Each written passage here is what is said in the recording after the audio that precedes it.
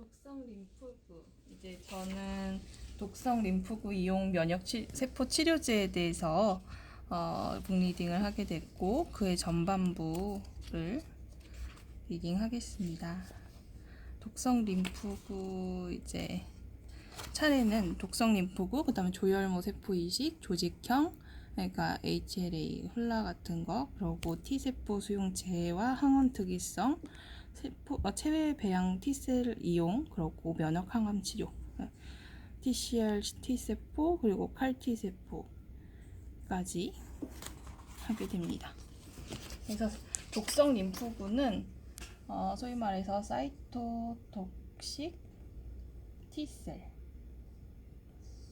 이렇게 있으면 이제 NK 세포랑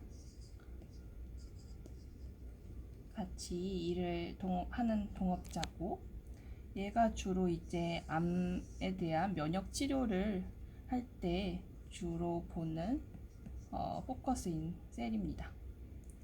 그래서 여기 책에서는 공격수라고 나와 있고, 가장 쉽게 암을 치료하는 방법은 환자 몸 밖에서 배양한 대량의 사이토톡식 T셀을 다량으로 주입하는 거. 이거를 이제 입양세포 치료라고 하고, 어댑티브 셀 세라피라고 합니다. 아이고, 넘어갈 수가 없네요.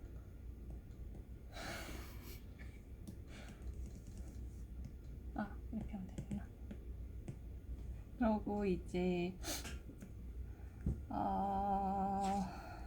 사이토톡식 T셀을 이용한 이제 입양세포 치료법은 T셀에 대해서 이제 유전자 조작해서 힘을 강하게 만든 CAR-T 이따 나올 건데, 이거랑 연관이 있겠죠.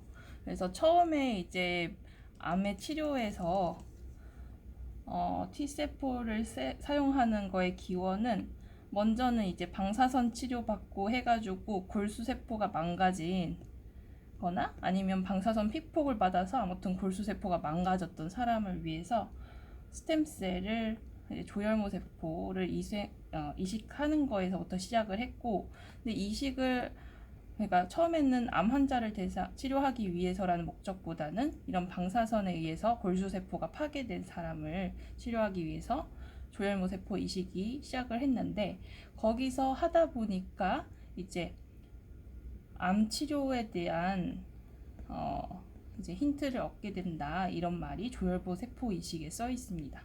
예를 들어서 이렇게 이식을 하려면 남의 것을 갖고 오는 거니까, 그때는 HLA 뭐 이런 이게 뭐라고 하지, 이게 서로 맞는지 이런 거에 대한 거 자체도 지식이 부족했던 상황이었고, 그래서 그냥 남의 거 아무거나 이제 스템셀을 넣었는데, 뭐 GBHD 같은 게 나타난다거나 각종 면역 부작용들이 나타나기도 하면서, 그런 상황에서 지식을 차츰 얻게 되고, 여기서 주로 또 관여하는 게 T세포라는 걸 알게 되면서 암 치료에 사용을 하게 됩니다. 그래서 일단은 밖에서 준 거가 환자의 세포를 공격을 하는 것을 GBHD라고 하고, 또 이제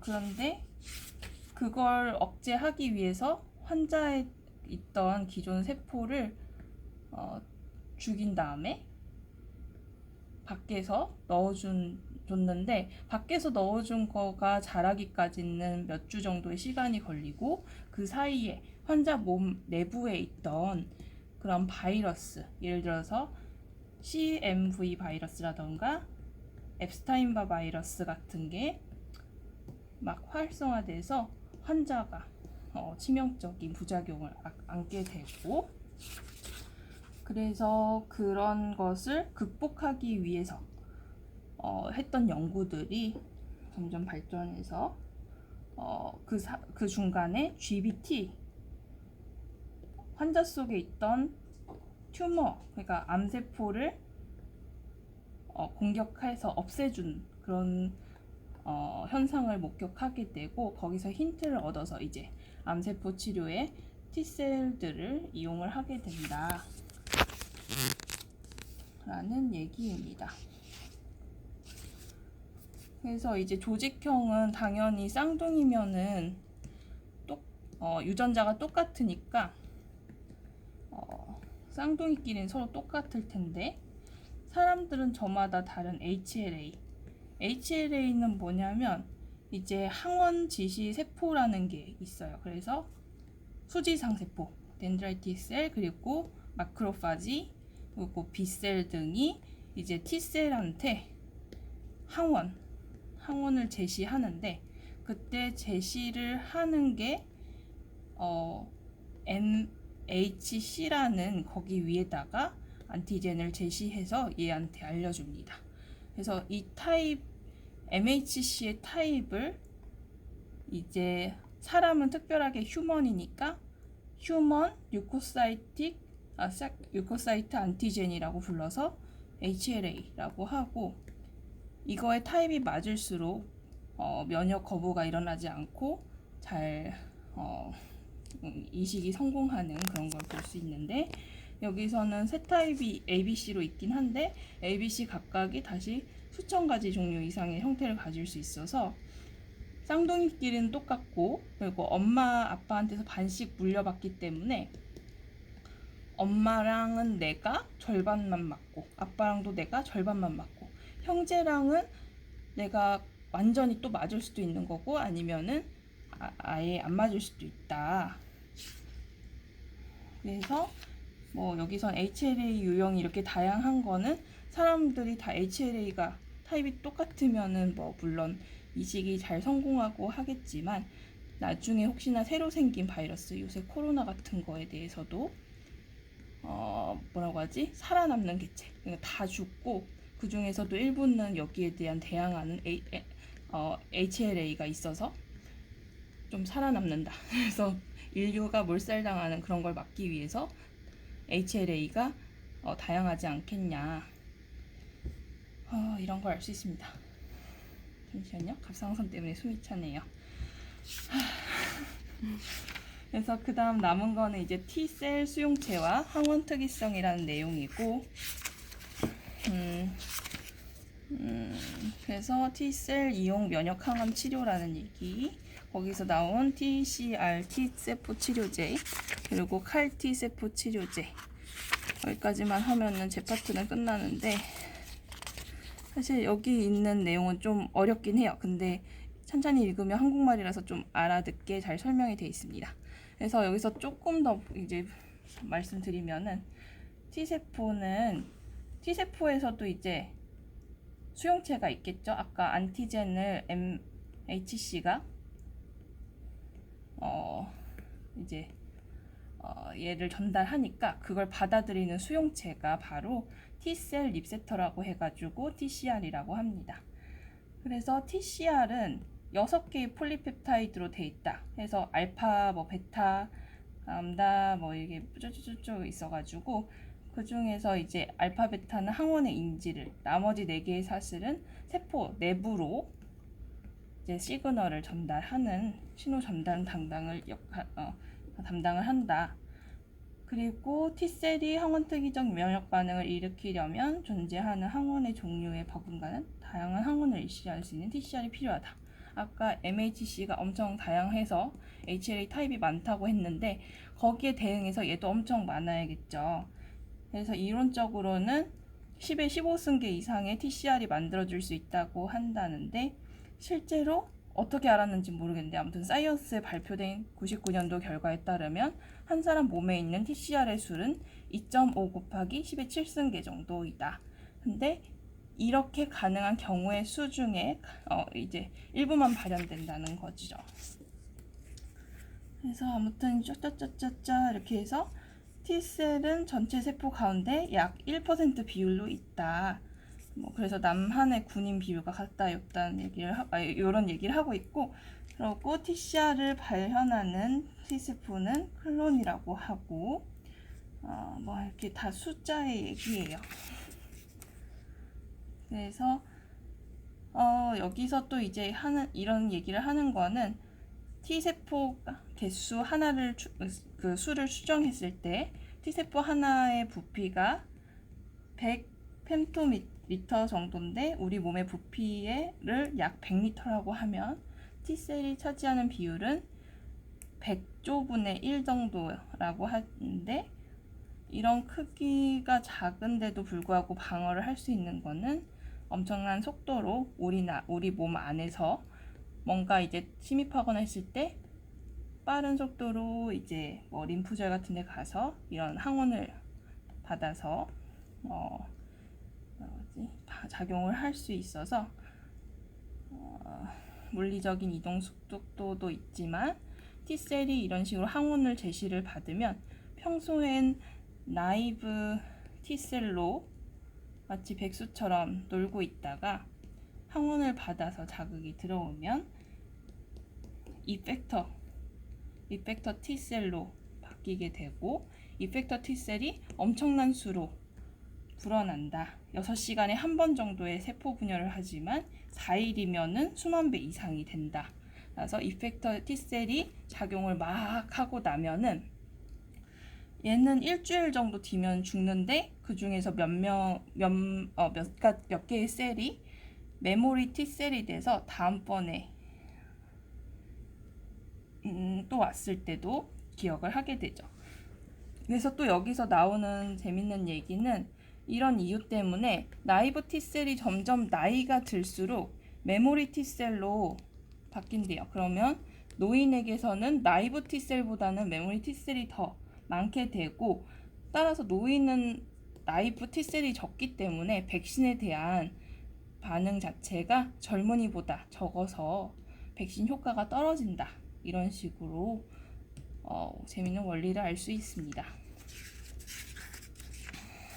그래서 이제 T셀 이용해서 면역 항암 치료를 하게 되는 거에 대해서 원래는 CMV나 앱스타인바 바이러스를 제어하기 위한 목적이었는데, 조혈모세포 이식은. 근데 암에 대한 항원은 없을 것이다 라고 옛날엔 얘기를 했었어요. 근데 암세포에 대해서도 T셀이 면역 반응을 일으킨다. 그러니까 암세포에서 특이한 항원이 있어서 얘를 T셀이 암세포만 공격을 할 수 있다라는 거가 점점 이론이 제시되고, 그게 점점 증명이 자꾸 되면서 거기에 따른 면역 치료가 이제 많이 발전했습니다. 그래서 멜라노마, 미국의 서양 사람들은 제일 많은 암 중에 하나인데, 얘를 이제 치료하면서 점점 발전을 하게 되고, 이제 뭐 그런 얘기고, 로젠버그 팀은 T셀 성장인자인 IL-2를 암 환자에게 직접 주입하는 IL-2 치료제, 그러니까 T셀을 증가시켜주는 그런 치료제를 개발했고, 이게 암세포를 인지하고 죽이는 암 항원 특이적인 T셀임을 알게 되었다. 여기서 아이디어를 얻어서 TIL에서 암 항원 특이적 T셀을 분리하는 기술을 개발한다. 분리해서 밖에서 혈액 안에 있는 것은 T셀은 TCR을 여러 가지 가질 수 있으므로, 이 중에서 암 항원의 특이적인 거는 당연하죠. 혈액에 순환하는 그런 T셀은 비율이 낮을 수밖에 없는데, 그 캔서셀에서 분리한 TIL에서는 암 항원에 대해서 인지하는 T셀의 비율이 혈액에서보다 상대적으로 높아서 그래서 캔서에서 튜머에서 캔서를 좀 이 조직을 떼서 거기서 T셀을 분리했더니 암에 대해서 좀 더 특화된 T셀이 많이 보이더라. 근데 그러고 나서 이제 T셀의 TCR 유전자를 일반 T세포에 주입해서 항원의 특이성을 가지는 T셀을, 그러니까 인공적으로 만들어낸 거죠. 우리가 원하는 TCR을 갖고 있는 TCR을 갖고 있는 T셀을 밖에서 만들어서 환자한테 주입을 했는데 이거가 또 멜라노마나 캔서는 타입이 되게 여러 개고, 특히나 멜라노마는 밖에서 자외선에 의해서 DNA가 자꾸 변화를 해서 자외선 노출에 의해서 많은 타입을 갖고 있기 때문에 다른 암에 비해서도, 그래서 좀 더 힘들긴 했는데 아무튼 TCR T세포의 치료법이 완성됐다. TCR T세포라는 거는 TCR을 억지로 이제 합성한 그런 T셀이라는 의미고요. 이걸 통해서 할 수 있었다라고 하는데, 이렇다는 건 TCR은 이제 우리가 미리 합칠 수 있는 TCR 종류는 한정돼 있고, 그렇기 때문에 이 약이 듣는 사람은 몇 명밖에 없는 거예요. 그래가지고 좀 더 나은 게 CAR-T 세포 치료제입니다. 그래서 HLA와 상관없이 항원을 인지하는 또 다른 분자인 항체의 항원 인지 부위를 세수용체로 바꿨다. 이거를 키메릭 리셉터라고 부른다. 읽어보시면 될 것 같아요. 사람마다 다른 HLA와 상관없이 모든 환자에게 사용할 수 있어서 기존 T셀 치료제의 한계를 극복할 수 있는 것입니다.